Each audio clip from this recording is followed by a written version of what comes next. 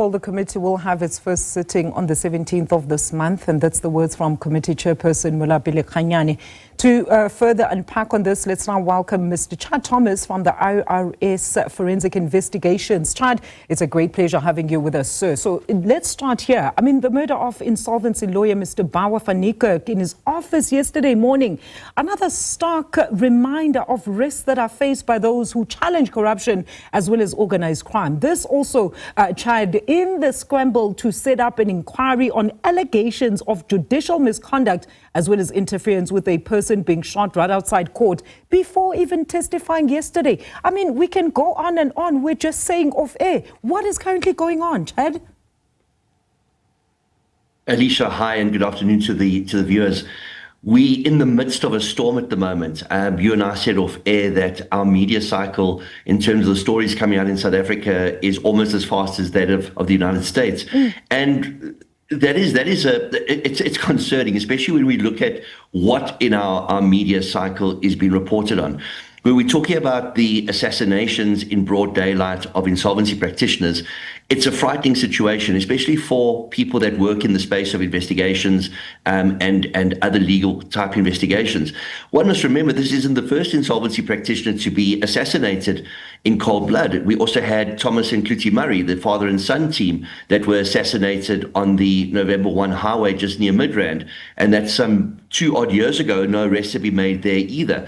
It's a frightening situation and development when people who are tasked with investigating malfeasance are themselves taken out. We all know the Babita story. Yesterday was the third and final day of the anti-corruption summit at UJ, and there we had somebody speak who was a whistleblower, and there'd been an attempted assassination on her life when she was still employed at Eskom and had blown the whistle. It's frightening to think that in South Africa it's become so easy to settle disputes through bullets and to stop inquiries in their tracks.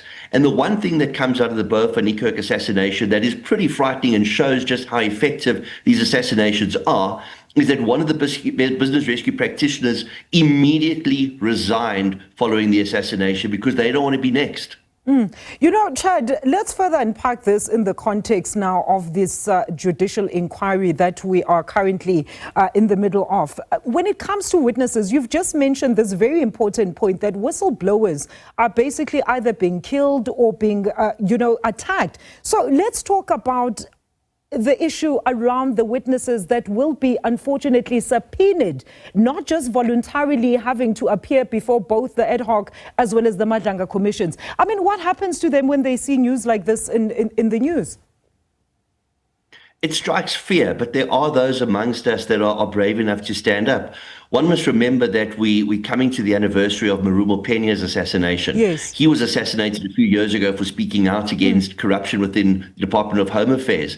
Literally weeks after he was assassinated, his wife, Johanna Penya, very bravely still took the stand in a disciplinary inquiry involving corrupt members of the Department of Home Affairs. So there's a lot of people that won't allow this to cause fear and will try move forward for the betterment of our country. But the fact remains is that until we see not just triggermen, but masterminds behind these killings taken to task, assassination is an option for these people that have made literally billions of rands by plundering the public purse at the expense of our citizens who have nothing to show for it. Service delivery in some areas have ground to a halt simply because business forums, mafias, and connected businessmen, aka tenderpreneurs, have corrupted processes. And they don't want that process to end. They want to carry on monetizing it. And that's why you've got so many witnesses who are very fearful for their lives. You know, what still boggles my mind here, Chad, and this is, with a number of cases that are currently in public scrutiny,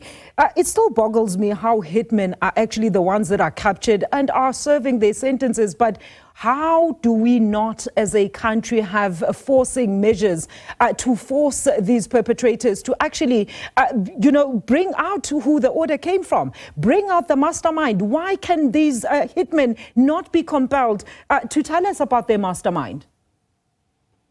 It's part of the culture of Izinkabi not to give up the facilitators and the mastermind. Also, their lives become their lives get put in danger because you must remember we've got a very volatile and predatory prison system. So a lot of them know that their families are looked after on the outside, and they know that on the inside they can live a certain lifestyle with their erstwhile comrades that have been arrested alongside them. And perhaps it's easier for them to live out a prison sentence knowing that their family is looked after outside than speaking up against those that ordered the hit and themselves getting taken out, or their families on the outside getting taken out.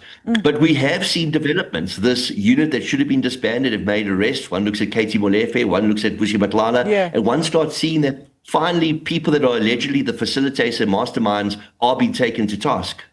You know, very quick one, Chad. I mean, so the date for the Madlaga sitting has been confirmed to the 17th of this month, and questions are still all outstanding issues. Will they be resolved come the 17th? Paint us a picture of how witnesses as well as evidence provided to the ad hoc committee, right, will then be shared with the commission. How does this work in forensic legal perspective so as not to compromise the other scope as well as duties? So it's a very interesting dynamic we're seeing. We're seeing that we've got the ad hoc committee that will be having sessions almost parallel to that of the Madlanga Commission, and at the same time there's other investigations taking place. The evidence, of course, is not going to be admissible. It has to be tested in a different way in terms of the Criminal Procedures Act, but it gives a starting point and it gives a lot more in terms of where to look for. When one looks at Zondo, people were very upset that there weren't prosecutions and people held to account immediately. That's because the findings had to be interrogated. So from our perspective, at least there's going to be a reckoning of sorts, and we're going to understand the processes after that. But there's still a long way to go following the Commission as well as the ad hoc Commission's finding. Thank you so much for that much needed clarity there, Chad. Thank you. As always, Mr. Chad Thomas is a forensic investigator at IRS Investigators.